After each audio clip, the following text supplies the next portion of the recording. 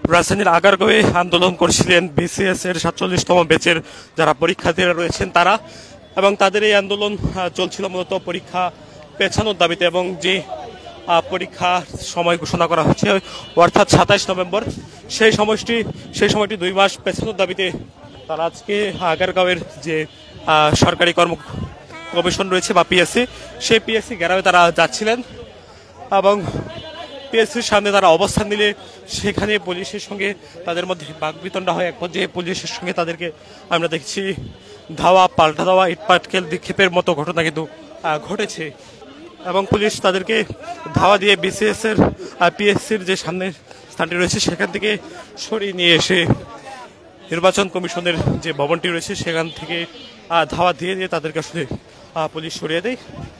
ইতিমধ্যেই আপনারা দেখছেন পুলিশ আবারও আসলে এগিয়ে যাচ্ছে, একাধিকবার তাদেরকে ধাওয়া দিয়ে সরিয়ে দিয়েছে পুলিশ, এবং পুলিশ আমরা দেখেছিলাম পুলিশের সঙ্গে তাদের একেবারে ধাওয়া, পাল্টা ধাওয়া, ইটপাটকেল নিক্ষেপের যেই দৃশ্যটি সেটি আমরা দেখেছি।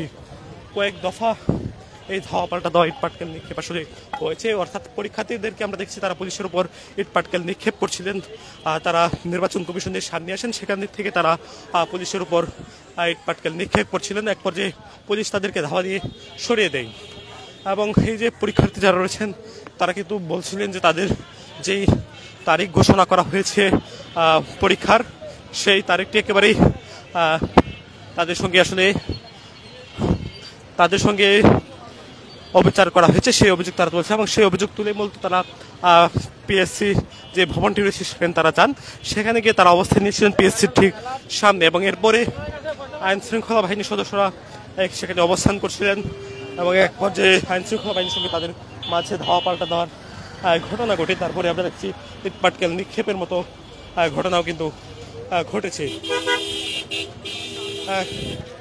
আপনারা দেখতেই পাচ্ছেন আগারগাঁও নির্বাচন কমিশন ভবনের সামনে যারা অবস্থানরত মানুষজন রয়েছেন, তারা এখানে বিভিন্ন দাবিতে অবস্থান করছিলেন, তাদেরকে আসলে সরিয়ে দিচ্ছে। অর্থাৎ মৌলিক বাংলা নামের একটি দল, তারা এখানে নিবন্ধনের জন্য তারা অবস্থান করছিলেন, তাদেরকে আসলে পুলিশ এখান থেকে সরিয়ে দিচ্ছেন। পুলিশ তাদের ব্যানার ট্যানার সবকিছু আসলে সরিয়ে দিচ্ছে, এবং এখানে আন্দোলনরত যারা দলের সদস্য রয়েছে তাদেরকেও এখান থেকে আসলে উঠিয়ে দিচ্ছেন সদস্যরা আমরা দেখতে পাচ্ছি।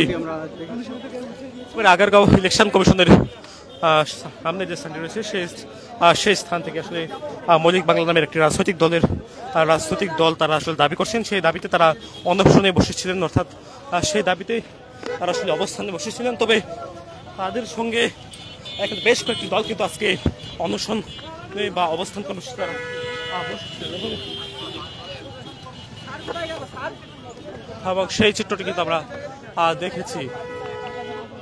এবং এখানে পিএসসির যে ভবনটি রয়েছে আগারগাঁও, সেখানে তাদের সঙ্গে ধাওয়া পাল্টা দেওয়ার ঘটনা ঘটে, ইটপাটকেল নিক্ষেপ ঘটনাও কিন্তু আমরা ঘটেছে, সেটা আমরা দেখছি। এখানে কথা বলতে চাই আমরা যারা রয়েছেন তাদের সঙ্গে।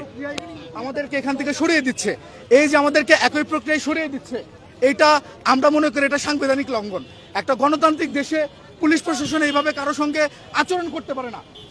আমি একটা রাজনৈতিক দলের প্রতিনিধি, আমাকে যেভাবে এখান থেকে সরিয়ে দেওয়া হলো, এটা একটা গণতান্ত্রিক রাষ্ট্রে এটা বাংলাদেশের প্রত্যেকটা রাজনৈতিক দলের উপর এটা অত্যাচার, রাজনৈতিক দলের উপর এটা প্রহসন।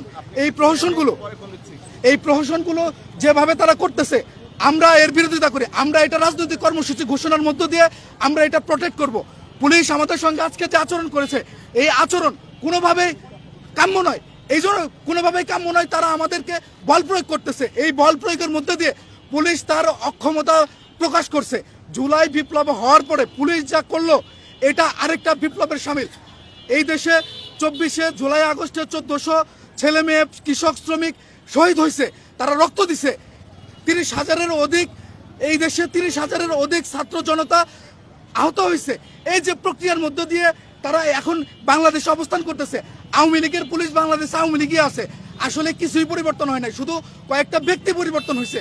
চেয়ারগুলো একই রকমই আছে। এই যে কাঠামো, যে কাঠামোর মধ্যে দিয়ে বাংলাদেশে এখন সমস্ত কিছু অবস্থান করতেছে, এই কাঠামো ভাঙতে হবে। আমরা আমাদের নিবন্ধনের দাবি শতভাগ যৌক্তিক।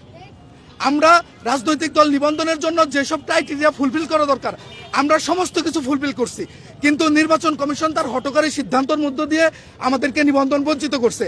আমরা এই জন্যই এখানে অবস্থান কর্মসূচি করতেছে। আজকে 5ম দিন আমাদের এই অবস্থান কর্মসূচি চলতেছিল, পুলিশ আমাদেরকে 2য় দিন উঠিয়ে দিয়েছে, আর তারপরেও আমরা শক্ত অবস্থানে ছিলাম। আজকে পুলিশ আমাদের 40 জনের বিপরীতে তারা 300 জন পুলিশ এখানে এসে আমাদের উপর হামলা করতেছে, হামলা করে আমাদেরকে এখান থেকে সরাই দিচ্ছে। আমরা এর বিরোধিতা করতেছি। আমরা খুব দ্রুত নির্বাচন কমিশনের সামনে রাজনৈতিক কর্মসূচি ঘোষণা করব। সারা বাংলাদেশ থেকে আমাদের যে নেতাকর্মী আছে, মৌলিক বাংলার যে প্রশিক্ষিত 25,000 নেতাকর্মী আছে, সমস্ত নেতাকর্মী সহ আমরা নির্বাচন কমিশন ভবনের সামনে অবস্থান নেব খুব দ্রুত। জি, নেতাকর্মীরা আমাদের দেশে যে ধরনের দুর্যোগকালীন যে প্রশিক্ষণগুলো হয়ে থাকে, আত্মরক্ষার যে প্রশিক্ষণগুলো হয়ে থাকে, এই ধরনের প্রশিক্ষণগুলো আমাদের নেতাকর্মীরা পেয়ে থাকে। এটা গ্রাম থেকে শুরু করে শহর পর্যন্ত প্রত্যেকটা জায়গায় বিস্তৃত। আমরা তাদেরকে সঙ্গে নিয়ে এখানে রাজনৈতিক কর্মসূচি ঘোষণা করব। আমার নাম সাদেক আহমেদ সজীব, আমি মৌলিক বাংলার সেন্ট্রাল সেক্রেটারি।